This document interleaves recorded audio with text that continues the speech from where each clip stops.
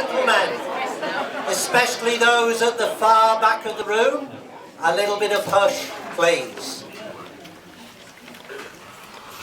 Can I first of all explain why we've got a slightly different setup to the norm at the captain's drive-in? Peter Hopkinson, your vice-captain, is really poorly at the moment with pleurisy and is unable, obviously, therefore, to be here today. On his behalf, I'd like to thank Alan Rowney and his capable assistants, Joe and Megan, for the presentation that will shortly take place. Thank you very much. Alan?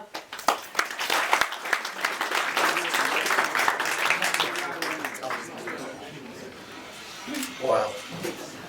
Mr. President, Mr. Captain, Lady President, Lady Captain, members and guests, may I present to you your captain for 2016, Chris Teaching.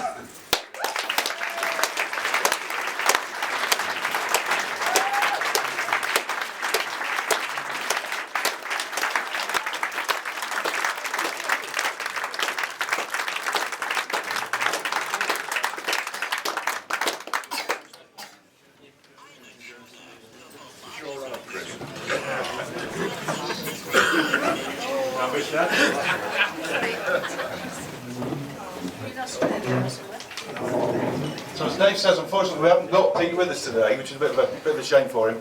But what I have got is Pete's words, so I'm just going to read them out as though I was he. If there's anything wrong in here, blame him, not me. Okay? So apparently he's known Chris for over 30 years, from well before playing golf together. And he considers him to be a true friend. And as a true friend, he's asked Chris that you take this next few minutes in the spirit in which it is intended. As you can see from the slide, Chris has definitely got the middle name for a builder. Some of you may have thought that Pete was going to dress him like this. I did. But he wasn't getting off that lightly, so he dressed him like this. Some of you may wonder why Chris was dressed as Little Bo Peep today, but that'll become apparent as I go through Pete's words in the next few minutes. Chris's mum, Pat, and her husband Derek are here today, and it's Pat who Pete turned to dish the dirt on Chris. His mum said he was a perfect child and never caused any problems. I'm not sure what went wrong there. Unfortunately, there are a few photographs of Chris as a child because I'm led to believe that there wasn't a camera built strong enough to take them. He was born in Nottingham, has 5 sisters and 2 brothers. His family moved to Hunstanton when he was a few weeks old and then came back to Gotham when he was 6. Scotland. I was Batman man. Hold your horses. Who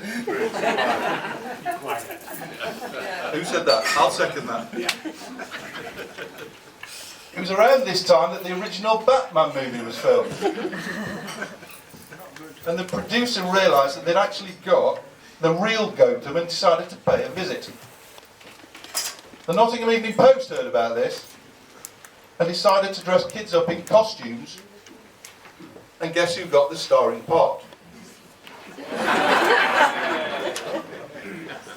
And here he is, unmasked.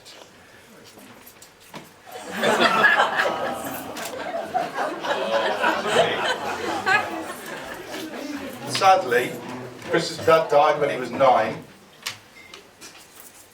and as soon as he was old enough, he actually started doing some work to help his mum. Babysitting, gardening, and any other job he could really get his hands on. He became very successful at it, to the point that when he left school and started his first job, he earned less in his first job for the first week than he'd earned babysitting. This hit Chris where it hurt him most, in his pocket.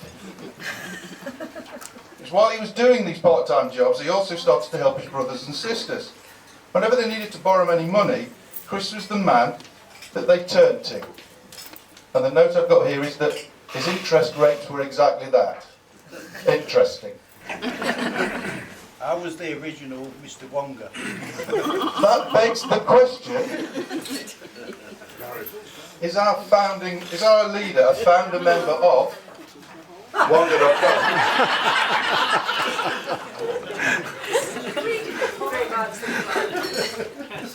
Stop preempting me. I'm building up. He started working at 16 on the farm next door to where he lived, hence the Little Bo Peep reference. And while working as a shepherd, he decided to take advantage of many of the courses that were available to him. Bricklaying, plumbing, tree felling, and lots of other related activities. But apparently the one that stands out the most, and is clearly the most useful, is that Chris is now proficient in welding underwater while in an upside down position. So if your kitchen's ever flooded and your sink needs welding, I think we might know you, man.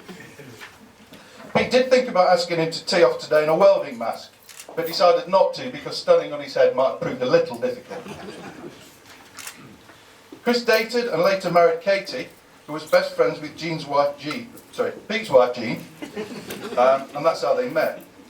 Pete remembers going around to dinner one evening to Chris's house, and after the main course, Chris said, "Can you help me? I've got a little problem with my car radio." Pete said, "What's the problem?" Chris said, "It's still in its box." Now, to fit a car radio is not normally a big job, but it is when you want door speakers as well. Some hours later, apparently they returned for pudding, only to find it cold, along with the reception that they got from their then girlfriend. So if Chris ever invites you around for dinner, be prepared. He's probably got an ulterior motive. It was while working on the farm that he became a proud father to Phil, who's with us with Danny here today, both flown in specially from Germany. Did you pay for that, Chris? Sorry. Phil teaches music, and I guess he gets that from Chris. Although Chris's CD collection consists of just one, Dr. Hook's Greatest Hits. Nothing wrong with Dr. Hook. And having travelled many miles up and down the country with Chris, Pete's often asked him why he never changes it. And his response is quite simple. It's not worn out yet.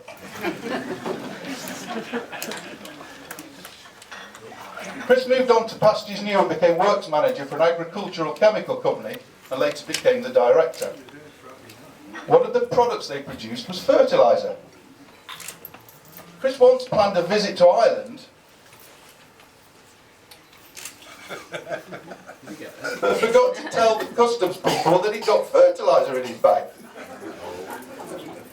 2 hours later, and lots of questions, I believe they released him. I couldn't have had any, he probably walked funny at that point as well.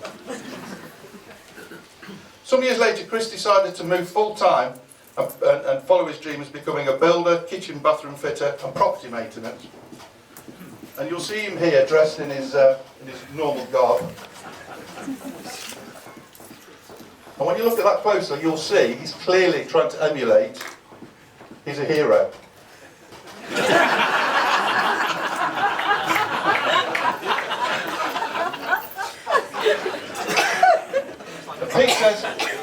Pete's actually seen Chris's work and he says it's very good, and I can actually vouch for that as well. Although Dave Rich's chimney did come off second best once to Chris's ladder, which is a story that quite a few people are aware of. Although there is a suspicion that it was a ploy for him to get more work out of it. Sadly, it was around this time that Chris and Katie divorced, and sometime later Chris met Jan, who's here today. And many of you will have seen around the club in Chris's busy vice captain years. Chris joined Ratcliffe in 2009. Don't worry, there's not much more. In the centenary year, coming from Springwater, and joined the Matton Handicap Committee first as a co-opted and then as a full-time member. And I think I'm right in saying that Chris has actually disqualified more captains, vice captains and presidents than everyone in the history of the club added together. In 2013, Chris went on and was voted best dressed golfer of the club. And it does make him very easy to spot on the golf course. Although, when this photograph went out, the most frequently asked question was, which one's the dummy?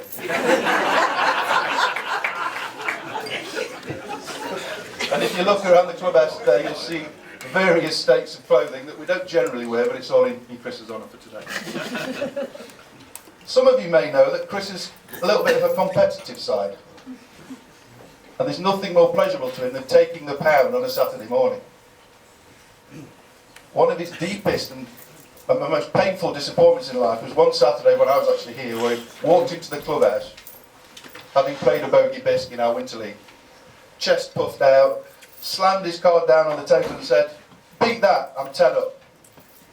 You can imagine Simon Bacon's smile when he said, "You've come second, Dave Rich is 12. I think he still cries at that. Here we can see Chris relaxing at home after a round of golf.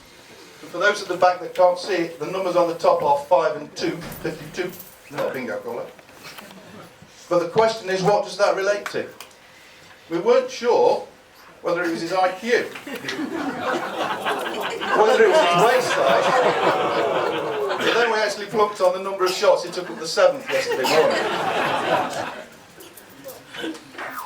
Currently Chris's name is on the honours board just up here behind me, and I'm sure that there'll be more Tejan names up there in due course. I'm sure that's guaranteed to happen. Chris told Pete recently that he was saving up for a roller. Pete didn't realise business was bad, but thought he'd help him out.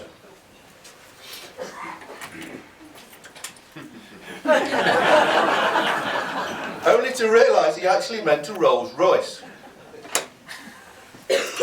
Now Pete then thought about the plan and couldn't quite figure out what was happening, and then realised that if you actually buy a car, have its sign written, you can offset it against tax.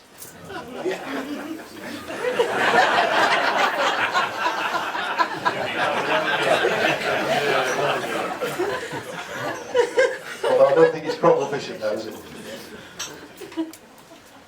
As the incoming captain, Pete understands Chris will be asking for the car park to be remarked as well, because his car won't fit in. But in the short term, we've actually got a solution to that. Last page. Before I come up and ask Chris to come up, I've got a few thank yous.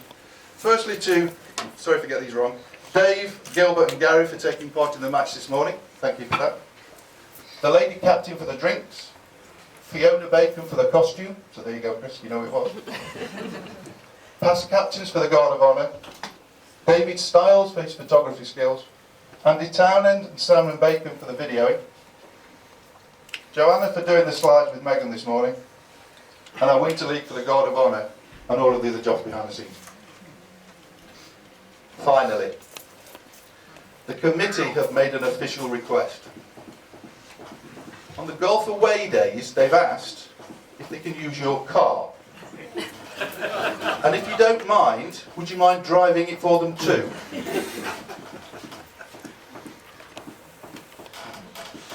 Here's a little gift to go with it.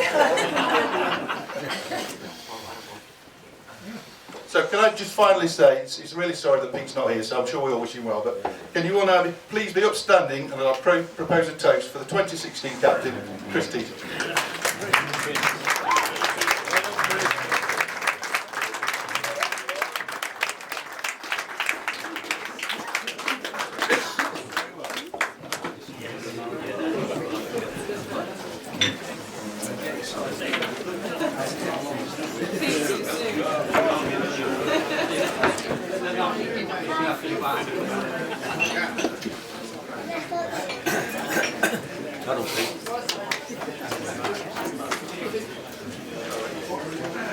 Good afternoon, everybody. Good afternoon, everybody. First of all, I would like to just present my charity Opus to a small talk, to give a small talk to you before I do mine. If you can please clap your hands to Opus.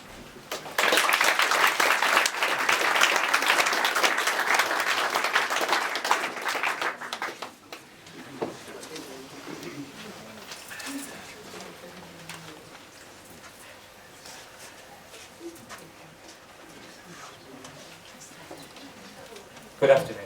Can you hear me? Yes. I'm a bit taller than Chris. Most people are. Good afternoon. Thank you for welcoming us to your drive-in. I'm just going to say a few words, I'm not going to keep you long, about the work that we do at Opus.